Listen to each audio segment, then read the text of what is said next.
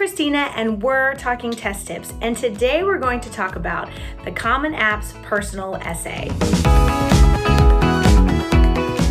Okay, so today we're going to talk about the 4 steps of writing your Common App personal essay, some do's and don'ts.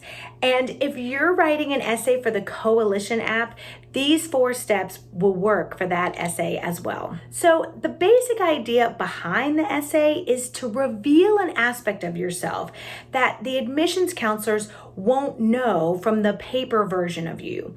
So you want to select a prompt that allows you to share a personal perspective, talk about something that's important to you, tell a bit of your story.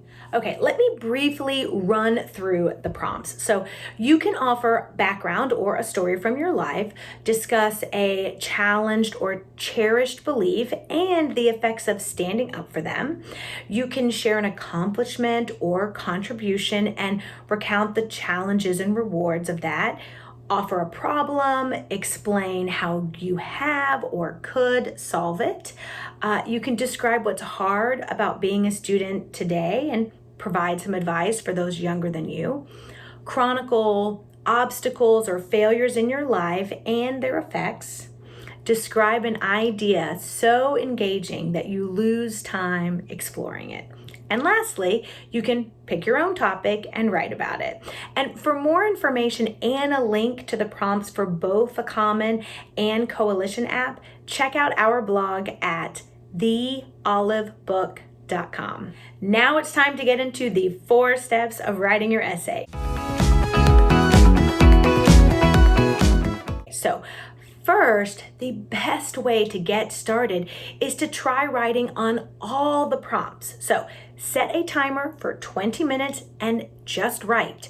Repeat for each of the prompts because a prompt that you initially had no interest in may turn out to be something that you find easy to write about. And we'll link a guide to generating original essay topics below.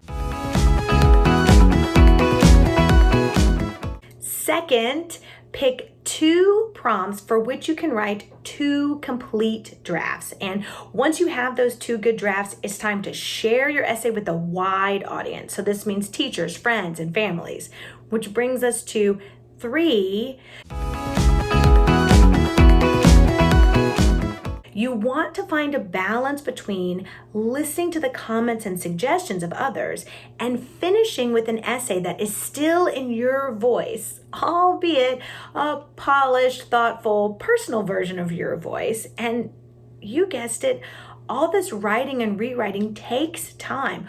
Flushing out ideas takes time. So the summer can provide you an opportunity to write drafts that maybe no one will ever see. Fourth, many schools will set time aside in the fall to work on these essays in English class. So you want to be sure to save your drafts as separate documents, creating new documents that incorporate any edits. And this will help you if you need to show your English teacher come fall that you really did do a lot of writing and editing over the summer. Additionally, once school starts, you may have access to readers and editors for your essays that you didn't have over the summer. And besides showing your English teacher all the work that you've done, saving occasional drafts or essay versions can be extremely helpful if your essay gets a little too over-edited by a parent or a teacher. A previous draft can help you find your way back to your voice. All right, now it's time for some do's and don'ts. So, do write a complete essay with well flushed out ideas, but don't go over 500 or 550 words. Do write about something personal to you, but don't try to turn something small into something bigger. So, not everyone has a big story to share, so keep it real. Because a reader can definitely tell when you are stretching an idea. Do write about something that makes you stand out from other applicants, but Don't limit this idea to circumstances or experiences. Perhaps you stand out because you're interested in something unusual or have an unusual way of thinking about problems or looking at the world. Do get specific, but don't lose sight of the bigger picture. You don't want an essay that's full of cliches and truisms, but you also don't want to get so into the nitty-gritty that your essay has no clear theme or purpose. So the prompts are your guides. By ensuring that you're answering one of the prompts, you can be sure that your essay has a clear purpose as well as details. And do be funny, but don't try to be funny if you're not funny. The essay needs to have your voice. If you're serious, then be serious in your essay. And if you have a good sense of humor, let that show.